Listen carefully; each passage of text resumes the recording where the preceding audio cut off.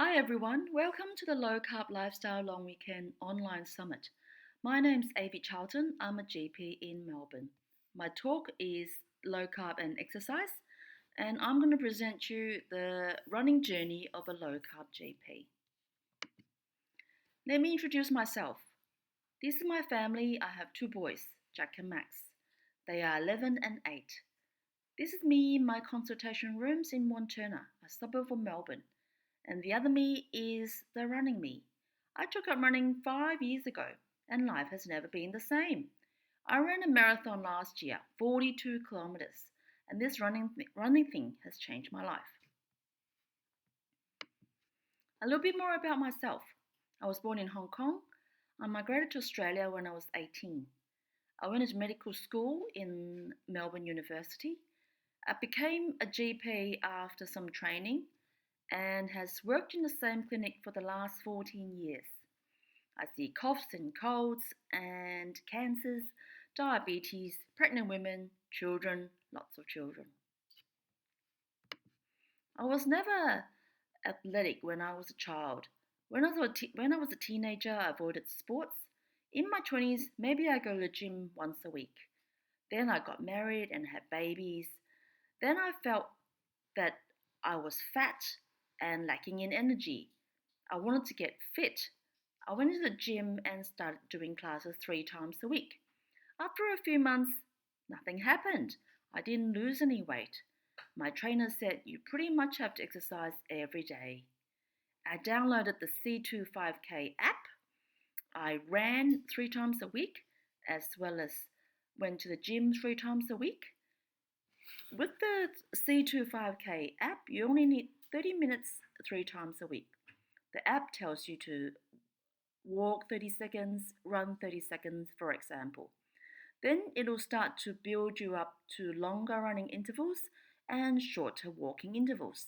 Supposedly, if you follow the program for around 8 weeks, you can run the whole 5 kilometers continuously. It took me much longer than 8 weeks. Then I found Parkrun. It's a 5 kilometer run every Saturday at 8 o'clock. There are many locations all over Australia, all over the world.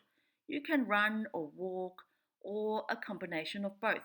It's free, it's run by volunteers. You can get to know people in your own community. They will email you the time of how long it takes you to finish, and you can compare the time this week to the time that you did last week. They take a photo for you and put it on Facebook. A lot of people try to have fun and they do jump shots. It can be quite silly. You can make lots of friends that's living in your own community. It's family friendly. You can bring your dog. When my little one was 4 years old, he walked the whole 5 kilometers with lots and lots of whinging. It took 1 hour 15 minutes, but it doesn't matter. It doesn't matter how long it takes you. There's also a thing called milestones. When you achieve 50 park runs, you can get a red t-shirt. When you achieve 100, you can get a black t-shirt. Where if you volunteer 25 times, you get a purple t-shirt. Everyone celebrates for you. Junior Parkrun is a new initiative for kids only. It's only 2 kilometers runs. There's not as many locations as yet. Parkrun has a very strong community focus. So, I made more and more new friends. This is a group called Westerfoldians. We run at the Westerfolds Parkrun, which is 10 minutes from home. Quite often, these friends organise runs, and it's more of a chat than a run. It's also a coffee after runs. I also connected with a Facebook group called Running Mums Australia and made a few mum friends. The running community has been very supportive. You can run at your own pace. There's lots of people that walk. My running group organises walks and runs and lots of other community activities like barbecue, Christmas parties, etc., etc. My running journey has changed my life. I got an outlet. I signed up to fun runs. I had a hobby. I got out of the house and into nature. I don't have kids nagging me when I go running. I did 5 kilometer park run every week. I also run in the mornings on weekdays before the kids get up, before I start my day. I first signed up to a 10 kilometer fun run. Then I challenged myself to 21 kilometer fun run, half marathon. I tried some trail runs, lots of hills, and I raced against Puffing Billy, a train.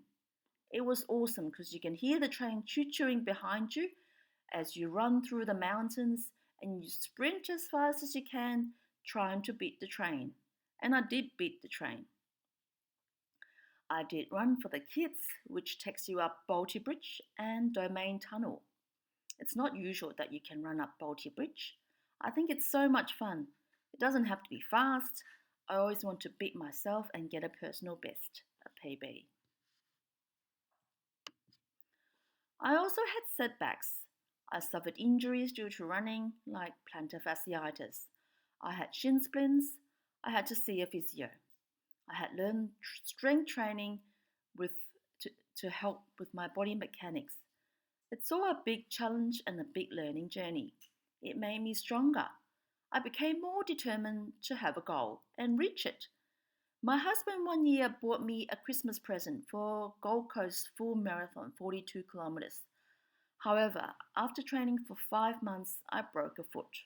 I broke my left foot third metatarsal from a training run. I had to wear a moon boot for 9 weeks and not run for 4 months. It was very tough to get through. I did lots of swimming. I also learned to do aqua running, which is running with a flotation belt on my waist. I did hurt foot exercises watching YouTube. This made me more determined to reach my goal. I wanted to run my first marathon so badly through all the setbacks. I signed up to Melbourne Marathon 2019. I trained and trained. Long runs happened every Sunday. It went from 20 kilometers, then to 25, then up to 30, 32, and 34 kilometers. I ran 4 times a week and kept going to the gym 3 times a week. Finally, on October 13th, I did Melbourne Marathon 42 kilometers. It was so much fun, so rewarding. I ran with 7,000 people in the city of Melbourne. The main attraction of the Melbourne Marathon is that the finish line is in the MCG. So you have to do a loop in the grand of the MCG with the big crowd cheering for you. Not just you, but everyone else. I was crying happy tears in the end. I got so emotional. It was a big achievement, especially through my setbacks like my broken foot. It was the biggest thing I've achieved other than going through 6 years of medical course and making 2 babies. I had something to plan, something to look forward to. I had learned new skills other than kids and work. This is what running has given me, an accomplishment, a goal. I made lots of new friends. I think it's very healthy. It's a healthy addiction. It's good to spend time outdoors. I encourage everyone to take a hobby. Whether it's cycling, netball, crafting, stitching, knitting, you surround yourself with like-minded people. It gives you time away from kids and work.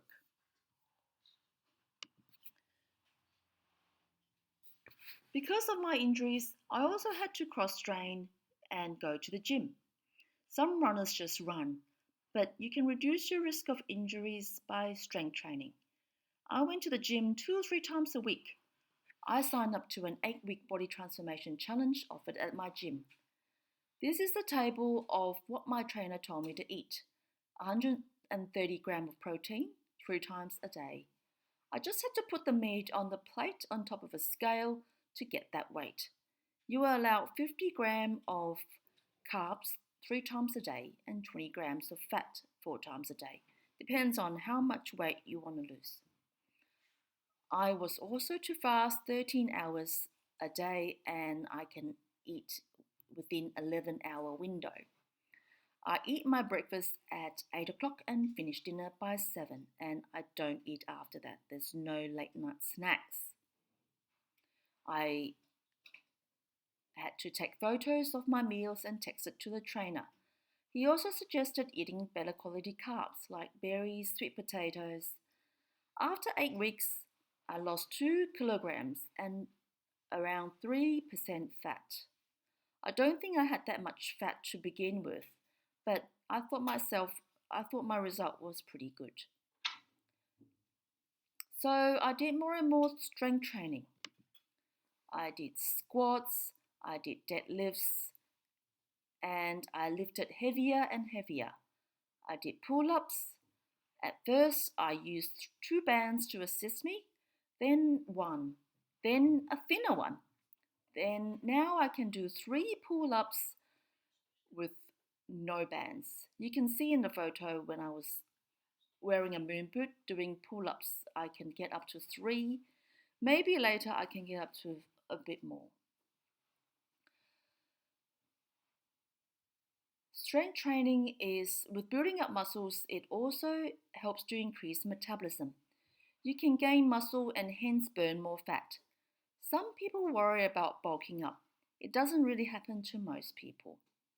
Also, doing strength training avoids loss of muscle as you get older. It helps to reduce pains, chronic pains like pain from osteoarthritis. The best treatment for osteoarthritis is physio. Strength training improves muscle strength surrounding the joint to reduce pain in the joint. If going to the gym is too daunting or too expensive, you can do exercises at home. This is an app called PT in My Pocket. It costs a few dollars to download. You can get high intensity exercises varying from 10 minutes to 30 minutes. You can do 2 tracks at the same time to make it 20 minutes. You can pick different tracks to play and listen to and follow to do a workout. Sometimes I do them when I go away and have no equipment handy. During the coronavirus outbreak, I do a lot of exercises at home. I didn't want to go to the gym just in case. I had workouts sent by the trainer and from the gym. I also did body combat workouts watching YouTube. So there's lots of ways you can exercise at home rather than going anywhere. So I got used to this way of eating, mainly low carb. Then I looked into it more for my patients. I did a course on low carb down under. I went to their weekend conference in Melbourne for doctors and listened to lots of talks. I also did a couple of online courses.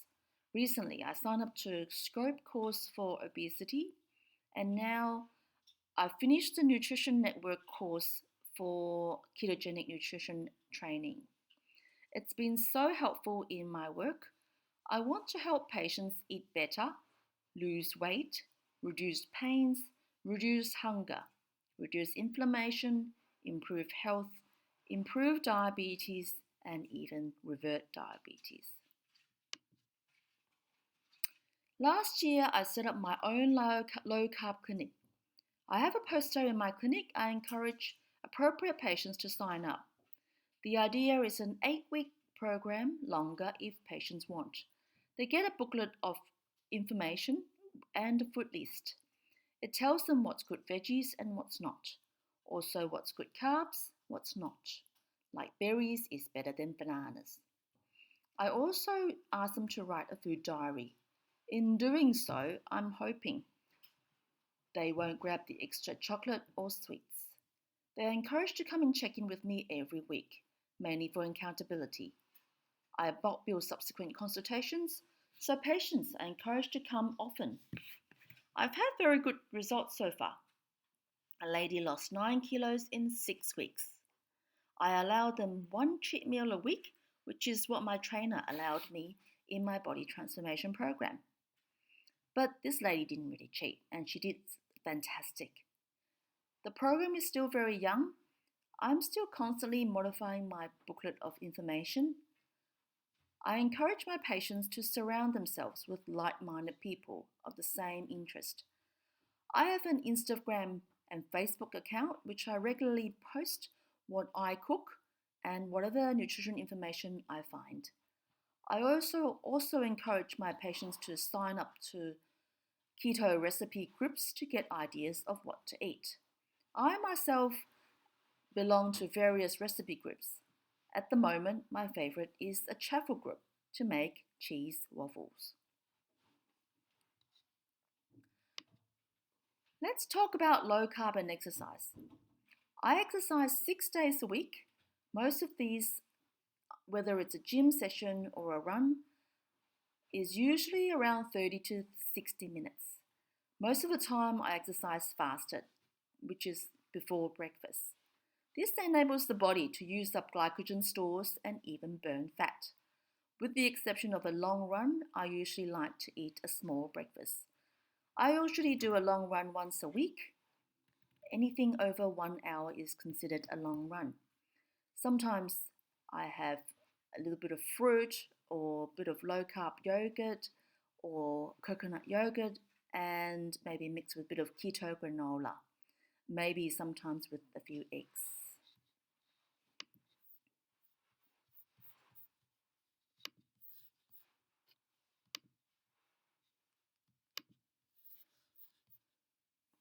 This is my weekly routine. I make sure I have one rest day a week, usually Mondays, when only thing I do is walk the dogs for 30 minutes. I find that quite relaxing. Every time I see a specific tree, I might remind myself to take 5 deep breaths. This helps to relax and reduce cortisol. I think it helps well-being, if not even weight loss. Once a week on Tuesdays, I do a double workout day, easy run in the morning and a heavy gym session in the afternoon when my kids go out to karate. On Wednesday, I do a bit more running. Thursday and Friday, I do a gym class in the morning, then I take the dogs for a walk. Saturday is park run day, of course. I'm up to 178 park runs in total. Sunday is usually a long run day. When footy season starts, I might have to run a little bit more early because of needing to help with my kids' footy or be a driver. Of course, I'm busy. I still have to cook, clean, and do laundry, work, pick up, do pickups, drop offs, take kids to after school activities. But exercise are important to me. So many people say they don't have time to exercise. I think it's all about priorities. I enjoy these runs and gym sessions. Sometimes I don't feel like it, but I remind myself after it's done, I feel rewarded. I feel fantastic. I don't feel right being inactive anymore. I adjust my low carb in my carbohydrate intake accordingly. Usually I stay low carb during the week and eat a little bit more carbs, mainly healthy carbs, the day before a long run. My breakfast and lunch is usually no carbs. I have a tiny bit of carb for dinner, like a little bit of sweet potatoes or rice. A few good berries is also good carbs. Down the track, I might decide to practice and learn to feel with fat. So you might ask, don't you need carbs for exercise to fuel your workouts? Some fat adapted athletes are used to fueling with fat. They are fat adapted. They are mostly keto. When they do exercise or even endurance exercises, they can use the fat that they've stored for fueling or they can use the fat that they eat. What I mean by fat is good fat is nuts, avocado, cheese, peanut butter, and even dark chocolate. I'm still learning to get used to doing that for my endurance exercises. Becoming fat adapted can take a person 5 days or even 2 or 3 weeks or even longer. It might take somebody 3 to 12 months to be fully fat adapted. It's very important to drink lots of water, fluids, and electrolytes for these people. Fueling with fat can have a number of benefits. It can help recovery, it reduces the danger of high carbohydrate diet like insulin resistance and diabetes. It can help you reduce your risk of injury. It can help you lose fat. A lot of people also say their mind is clearer when they're on a low carb diet.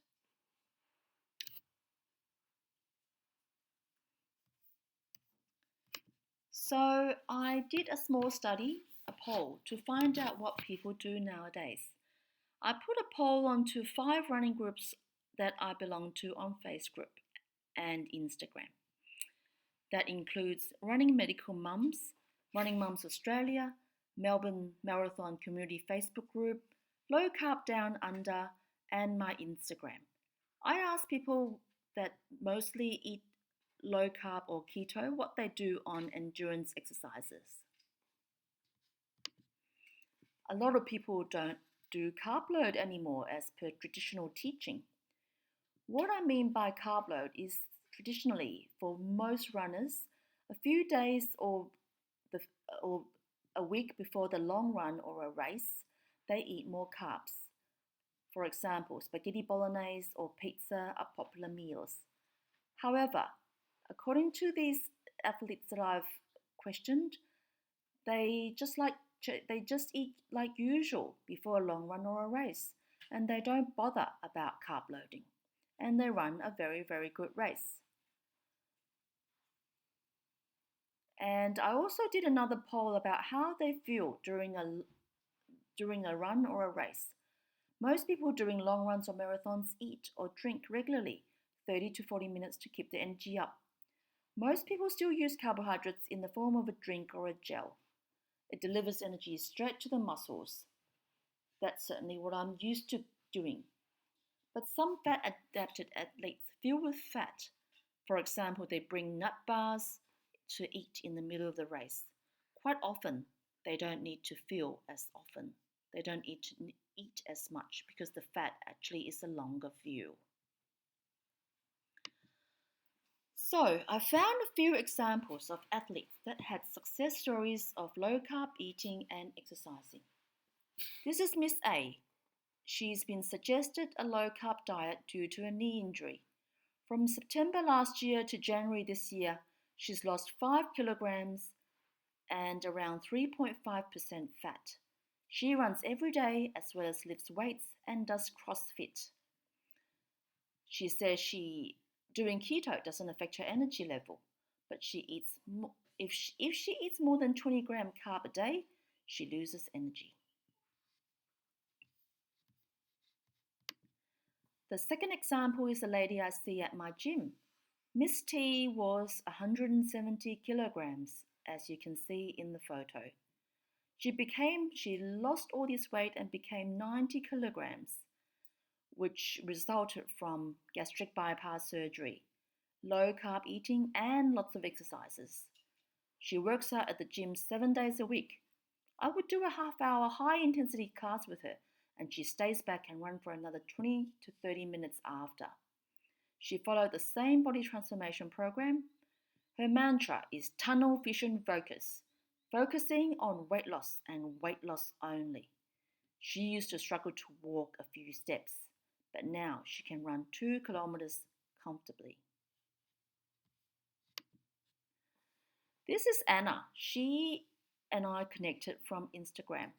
She is also doing a talk here on low carb cooking. She runs 5 days a week, following a running coach online.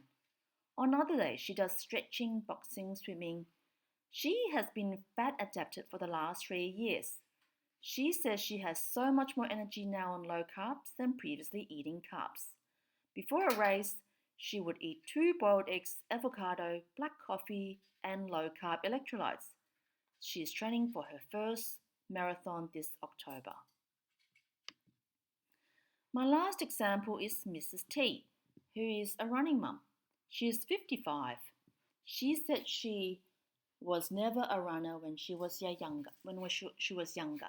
She did team sports like softball, netball. She tried low carb eating when she was in her 30s and lost around 20 kilos. But she thought she could eat everything in moderation. which resulted putting all the weight back on plus more. 7 years ago, she asked her hubby if she could learn running from him. Her hubby took her through a program similar to Couch to 5K. Since then, the couple went on to low carb eating. She was mostly eating good food, whole food, she said. She would occasionally eat potato. She made great pizza bases with almond meal, mozzarella cheese, cream cheese, and egg. When running more than 2 hours, she uses chipolatas, nuts, low carb electrolyte, and no sugar Coke to fuel her running. Overall, she's lost 28 kilograms. She runs and does crunches, planks, hand weights, swimming, stationary bike workouts. She had said she will never run a marathon when she first started, but now she's run 150 park runs, several half marathons, 2 full marathons, 22-kilometer ultra trail, 50-kilometer ultra marathon trail, and even a 100-kilometer ultra trail marathon. She says she wants to be a role model for her grandchildren. Low carb has given me strength and energy to lose weight, improve fitness and endurance. So, my take-home message is find a hobby. I found running, or running found me. It doesn't have to be running. Cycling can be good. Team sports, netball, something that you enjoy. Surround yourself with like-minded people. They have the same interests. I encourage you to do low carb. You can still do low carb with lots of exercise. You can also adjust your carb intake when needed. I believe you need to find out what works best for you. Thank you for listening. You can find me on Facebook or Instagram at Dr. Mummy Runner or at Dr. Charlton Low Carb GP. Thank you for listening.